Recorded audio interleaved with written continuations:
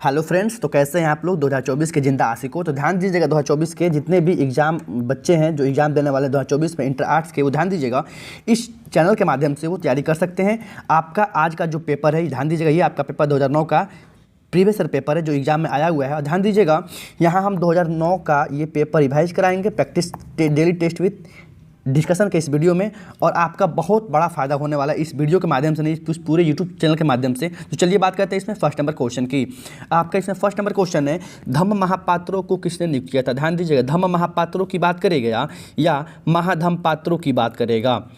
आप ध्यान दीजिएगा, महाधम्म पात्रों की बात करेगा या धम्म महापात्रों की बात करेगा। ध्यान दीजिए, गौतम बुद्ध की मृत्यु के पश्चात अशोक ने महाधम्म पात्रों को नियुक्त किया था बौद्ध धर्म का प्रचार प्रसार करने के लिए। ध्यान दीजिएगा, धम्म महापात्रों को नियुक्त किसने किया था, तो अशोक के द्वारा किया गया था बौद्ध धर्म का प्रचार प्रसार करने हेतु। क्वेश्चन नंबर 2 है, त्रिपिटक साहित्य का संबंध किस धर्म से है। ध्यान दीजिएगा, त्रिपिटक जिनका शाब्दिक अर्थ होता है 3 टोकरियाँ। ध्यान दीजिएगा, त्रिपिटक का शाब्दिक अर्थ होता है 3 टोकरियाँ, जिसमें गौतम बुद्ध के दर्शन, सिद्धांत और नियम संबंधी आदि का उल्लेख किया गया था। इसका संबंध बौद्ध धर्म से है, ये आप ध्यान दीजिएगा। मतलब त्रिपिटक का संबंध और महाधम्म पात्रों की नियुक्ति अशोक ने किया था और त्रिपिटक का संबंध बौद्ध धर्म से। ऑप्शन बी इसका सही आंसर है। क्वेश्चन नंबर 3 करें, कनिष्क का राज्यारोहण तिथि क्या है। ध्यान दीजिएगा, कनिष्क राजा कब बना। ध्यान दीजिएगा, कुषाण वंश का एक सर्व प्रतापी राजा हुआ करता था जिसके शासनकाल में चौथी बौद्ध संगति हुई थी। वो राजा था कनिष्क, और कनिष्क का राज्यारोहण 78 ईस्वी में हुआ था। ये भी आप ध्यान दीजिएगा। यहाँ दो क्वेश्चन एग्जाम में आपसे पूछा जा चुका है कि चौथी बौद्ध संगति, चतुर्थ बौद्ध संगति किसके शासनकाल में हुआ था। तो चौथी बौद्ध संगति कनिष्क के शासनकाल में हुआ था, जम्मू एंड कश्मीर के कुंडल वन में हुआ था, और इसका राज्यारोहण 78 ईस्वी में हुआ था। क्वेश्चन नंबर 4 देख लेते हैं, महाभारत का युद्ध कितने दिनों तक चलता है। ध्यान दीजिएगा, महाभारत का युद्ध जो 18 दिनों तक हरियाणा के कुरुक्षेत्र में लड़ा गया युद्ध था, और इस युद्ध में पांडव की जीत हुई थी और कौरव की हार हुई थी। अर्थात सत्य की जीत हुई, असत्य की हार हुई, अर्थात सत्यमेव जयते। और ये भी क्वेश्चन पूछा हुआ है, सत्यमेव जयते किस उपनिषद से लिया गया है। तो सत्यमेव जयते मुंडको उपनिषद से लिया गया है, ये आप ध्यान दीजिएगा। तो क्वेश्चन नंबर 4 का आंसर हो गया, महाभारत का युद्ध 18 दिनों तक चला था। क्वेश्चन नंबर 5 देख लेते हैं, महावीर स्वामी ने, देखिए हम पूरा नाम बोल रहे हैं, ध्यान दीजिएगा, महावीर ने पार्श्वनाथ के सिद्धांतों में नया सिद्धांत क्या जोड़ा था। पहला क्वेश्चन ध्यान दीजिएगा। और आपसे क्वेश्चन पूछ दे, जैन धर्म का 24वां तीर्थंकर कौन था। तो जैन धर्म का 24वां तीर्थंकर महावीर स्वामी थे और 23वां तीर्थंकर पार्श्वनाथ थे। ये दोनों क्वेश्चन एग्जाम में बना हुआ है। जैन धर्म का 23वां तीर्थंकर, 23वें गुरु पार्श्वनाथ थे और 24वें गुरु महावीर स्वामी थे। पार्श्वनाथ के द्वारा 4 सिद्धांत दिया गया था, जिसमें पहला था सत्य, अहिंसा, अपिग्रह और अस्तेय। ये पार्श्वनाथ के द्वारा दिया गया 4 सिद्धांत था, लेकिन महावीर स्वामी ने इन 4 सिद्धांतों के अलावा 5वां सिद्धांत ब्रह्मचर्य सिद्धांत को जोड़ा था। इस तरह से क्वेश्चन नंबर 5 का आंसर हो गया, महावीर स्वामी ने पार्श्वनाथ के सिद्धांतों में नया सिद्धांत क्या जोड़ा, ब्रह्मचर्य सिद्धांत को जोड़ा था। क्वेश्चन नंबर 6 का है, पुर्तगालियों ने गोवा पर अधिकार किस वर्ष किया था। ध्यान दीजिएगा, पुर्तगाली और गोवा को सर्वप्रथम हड़पने वाले, गोवा पर अधिकार करने वाले कौन थे, तो पुर्तगाली ही थे। और अल्फांसो डी अल्बुकर्क पुर्तगालियों का एक गवर्नर हुआ करता था, जिसके शासनकाल में ही 1510 में पुर्तगालियों ने गोवा पर क्या कर लिया, कब्जा कर लिया। ऑप्शन भी इसका सही हो जाएगा। ध्यान दीजिएगा, पुर्तगाली ने गोवा पर अधिकार 1510 में किया था, अल्फांसो डी अल्बुकर्क के शासनकाल में। क्वेश्चन नंबर 7 कर रहे हैं, सहायक संधि की नीति कार्यान्वित की थी। ध्यान दीजिएगा, सहायक संधि की नीति को शुरू करने का श्रेय लॉर्ड वेलेस्ली को जाता है। ऑप्शन सी इसका आंसर हो जाएगा। वही आपसे क्वेश्चन पूछ देगा, हड़प नीति की शुरुआत किसने की थी। हड़प नीति भी पूछा हुआ है, तो हड़प नीति की शुरुआत या व्याप्तगत का सिद्धांत लॉर्ड डलहौजी ने किया था। क्वेश्चन नंबर 8 देख लेते हैं, अवध में 1857 के विद्रोह का नेतृत्व किसने किया। ध्यान दीजिएगा, अवध या लखनऊ कह देगा। ध्यान दीजिएगा, अवध या लखनऊ में 1857 के विद्रोह का नेतृत्व बेगम हजरत महल के द्वारा किया गया था, और यह 1857 क्रांति 31 मई को शुरू होना था, लेकिन हो गया 10 मई को शुरू। ये भी क्वेश्चन पूछा हुआ है कि 1857 की क्रांति की संभावित तिथि 31 मई थी, लेकिन हो कब गया, 10 मई को। क्वेश्चन नंबर 9 कर है 1857 का विद्रोह कब शुरू हो गया? 10 मई को शुरू हुआ था। होना कब था? 31 मई को। संभावित तिथि 31 मई को थी, हो गया 10 मई को। क्वेश्चन नंबर 10 कर है भारतीय राष्ट्रीय कांग्रेस के संस्थापक कौन माने जाते हैं? ध्यान दीजिएगा, भारतीय राष्ट्रीय कांग्रेस के संस्थापक जिसकी स्थापना 1885 में मुंबई में किया गया था, ये भी क्वेश्चन पूछा हुआ है और इसका प्रथम अध्यक्ष व्योमेश चंद्र बनर्जी थे। लेकिन यहाँ आपसे क्वेश्चन पूछ रहा है इसके संस्थापक कौन माने जाते हैं, तो इसके संस्थापक ए.ओ. ह्यूम माने जाते हैं। इन्होंने 1885 में भारतीय राष्ट्रीय कांग्रेस की स्थापना किया था। क्वेश्चन नंबर 11 कह रहा है, ध्यान दीजिएगा, क्वेश्चन नंबर 11 कह रहा है विजयनगर साम्राज्य की स्थापना किसने की थी? ध्यान दीजिएगा, विजयनगर साम्राज्य दक्षिण भारत का एक साम्राज्य हुआ करता था जिसकी राजधानी हम्पी हुआ करती थी। ये भी क्वेश्चन पूछा हुआ है। हम्पी का संबंध किससे है? तो हम्पी का संबंध विजयनगर साम्राज्य से है और हम्पी विजयनगर की राजधानी हुआ करती थी और विजयनगर की स्थापना 1336 में हरिहर और बुक्का नामक 2 भाइयों ने किया था। ये क्वेश्चन पूछा हुआ है आपसे, विजयनगर की स्थापना किसने किया था? तो हरिहर और बुक्का ने किया था। कब किया था? 1336 में किया था।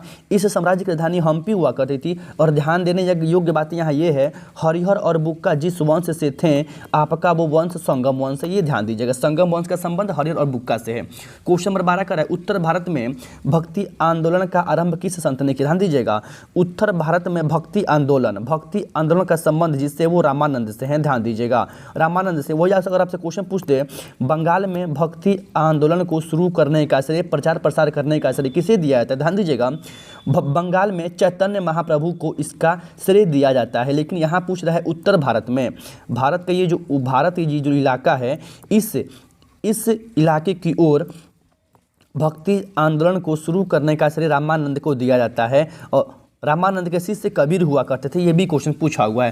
क्वेश्चन नंबर 13 कर है कैप्टन हॉकिंस जो एक अंग्रेज था, कैप्टन हॉकिंस किस मुगल सम्राट के दरबार में? ध्यान दीजिएगा, कैप्टन हॉकिंस जो 1615 में भारत आया था और 1605 में अकबर की मृत्यु हो गई थी। ये भी आप ध्यान दीजिएगा 1605 में अकबर की मृत्यु हो गई थी, क्वेश्चन पूछा हुआ है। लेकिन अकबर के मृत्यु के बाद मुगल वंश का जो शासक था वो जहांगीर था और कैप्टन हॉकिंस मुगल सम्राट जहांगीर के दरबार में ही आया था। ऑप्शन बी इसका सही आंसर हो जाएगा। क्वेश्चन नंबर 14 कर है निम्नलिखित में से अकबर किस पर अधिकार नहीं कर सका? ध्यान दीजिएगा, अकबर चित्तौड़, मारवाड़, जोधपुर के साथ साथ जम्मू एंड कश्मीर पर भी अधिकार किया था, लेकिन अकबर मेवाड़ पर अधिकार नहीं कर सका था। क्वेश्चन नंबर 15 देख लेते हैं। आलमगीर के नाम से क्वेश्चन पूछ रहा है निम्नलिखित में से कौन मुगल बादशाह? आलमगीर, अ से आलमगीर, अ से औरंगजेब को आलमगीर के नाम से जाना जाता है। ध्यान दीजिएगा, वही अगर आपसे क्वेश्चन पूछ दे कि जहांगीर का बचपन का नाम क्या था? तो सलीम था। ये क्वेश्चन पूछा हुआ है एग्जाम में कि जहांगीर का बचपन का नाम क्या था? सलीम था। लेकिन यहाँ आपसे क्वेश्चन पूछ रहा है आलमगीर के नाम से किसको जानते हैं? तो औरंगजेब को जानते हैं। और ये भी क्वेश्चन पूछा हुआ है औरंगजेब की मृत्यु कब हुई थी? 1707 में हुई थी। 1707 में औरंगजेब की मृत्यु हुई थी और कहाँ पे हुई थी? दक्षिण भारत में हुई थी। ये भी क्वेश्चन पूछा हुआ है औरंगजेब ने अपना अंतिम समय कहाँ बिताया? दक्षिण भारत में बिताया था। ये भी क्वेश्चन का सही आंसर हो सकता है और दिया हुआ है क्वेश्चन में। क्वेश्चन नंबर 16 कह रहा है गेटवे ऑफ इंडिया का निर्माण कब हुआ? ध्यान दीजिएगा, गेटवे ऑफ इंडिया का निर्माण 1911 में हुआ था। गेटवे ऑफ इंडिया का निर्माण 1911 में हुआ था। क्वेश्चन नंबर 17 कह रहा है 1942 में कौन आंदोलन हुई? ये क्वेश्चन इस एग्जाम में पूछा हुआ था। 1942 में 8 अगस्त 1942 को कौन आंदोलन, मुंबई से जिस आंदोलन की शुरुआत हुई थी वो आंदोलन था भारत छोड़ो आंदोलन। ध्यान दीजिएगा, 1942 में जो भारत छोड़ो आंदोलन की शुरुआत हुई थी ऑप्शन डी के अनुसार, इस आंदोलन में डू या डाई का नारा किसने दिया था? करो या मरो का नारा किसने दिया था? ये भी क्वेश्चन पूछा हुआ है। तो करो या मरो का नारा महात्मा गांधी के द्वारा दिया गया था। ये भी क्वेश्चन पूछा हुआ है, ध्यान दीजिएगा। क्वेश्चन नंबर 18 का है दिल्ली चलो का नारा। ध्यान दीजिएगा, करो या मरो का नारा महात्मा गांधी, लेकिन दिल्ली चलो का नारा सुभाष चंद्र बोस के द्वारा दिया गया था। ये भी आप ध्यान दीजिएगा। और भारत के प्रथम राष्ट्रपति डॉक्टर राजेंद्र प्रसाद थे, प्रथम प्रधानमंत्री पंडित जवाहरलाल नेहरू थे। ये भी आप ध्यान दीजिएगा। इस तरह से क्वेश्चन आपका आंसर हो गया 18 नंबर का, दिल्ली चलो का नारा सुभाष चंद्र बोस के द्वारा दिया गया था। 18 का ऑप्शन डी इसका आंसर हो जाए। क्वेश्चन 19 का है भारतीय संविधान की प्रारूप समिति के अध्यक्ष कौन थे? ध्यान दीजिएगा, प्रारूप समिति, प्रारूप किसी भी चीज़ का, किसी भी वस्तु का रूपरेखा तैयार करना। और ठीक वैसे ही संविधान का रूपरेखा तैयार करने के लिए, क्या बोले, संविधान का रूपरेखा ढांचा, मूल ढांचा तैयार करने के लिए 29 अगस्त 1947 को ये क्वेश्चन पूछा हुआ है कि प्रारूप संविधान का रूपरेखा तैयार करने के लिए 29 अगस्त 1947 को किस समिति का गठन किया गया था। तो प्रारूप समिति का गठन किया गया था, जिसमें कुल 7 मेंबर थे और इसका जो अध्यक्ष बनाया गया था वो डॉक्टर भीमराव अंबेडकर को बनाया गया था। इस तरह से प्रारूप समिति के अध्यक्ष डॉक्टर भीमराव अंबेडकर थे। और ये आप नोट डाउन कर लीजिए, 29 अगस्त 1947 को इसका गठन किया गया था। ये क्वेश्चन एग्जाम में बना हुआ है। क्वेश्चन नंबर 20 है, भारतीय संविधान के अनुसार संप्रभुता निहित है। ध्यान दीजिएगा, संप्रभुता, भारत को किसी भी देश के अधीन रहकर निर्णय लेने की क्षमता नहीं है। भारत खुद अपना निर्णय ले सकता है। ऐसे ही बोलते हैं संप्रभुता, प्रभुत्व संपन्न अर्थात संप्रभुता, अर्थात भारतीय संविधान के अनुसार संप्रभुता केवल संविधान में निहित है। अगर यहाँ संविधान नहीं होता तो इसका आंसर राष्ट्रपति होता, ध्यान दीजिएगा आप। लेकिन यहाँ पे आंसर हो जाएगा संविधान। सबसे बड़ा कौन, संविधान है। संप्रभुता निहित है संविधान में, ध्यान दीजिएगा। तो चलिए आज के इस वीडियो में इतना ही। बाकी 20 क्वेश्चन आप ध्यान दीजिएगा। 2009 का जो आपका क्वेश्चन 12th एग्जाम में पूछा हुआ था उसमें कुल 40 क्वेश्चन पूछा हुआ था। हम 20 क्वेश्चन आज करा दिए हैं। 20 क्वेश्चन कल के वीडियो में, कल के यूट्यूब चैनल, इसी चैनल पे अपलोड हो जाएगा, ठीक है। 20 क्वेश्चन ज़्यादा आसान नहीं है, 20 क्वेश्चन बहुत आसान है, ठीक है ना। आप पढ़े भी होंगे ऑफलाइन बैच में या इस यूट्यूब पर ही, ठीक है। तो चलिए कल बात करते हैं इसमें 20 क्वेश्चन की। जय हिंद, जय भारत।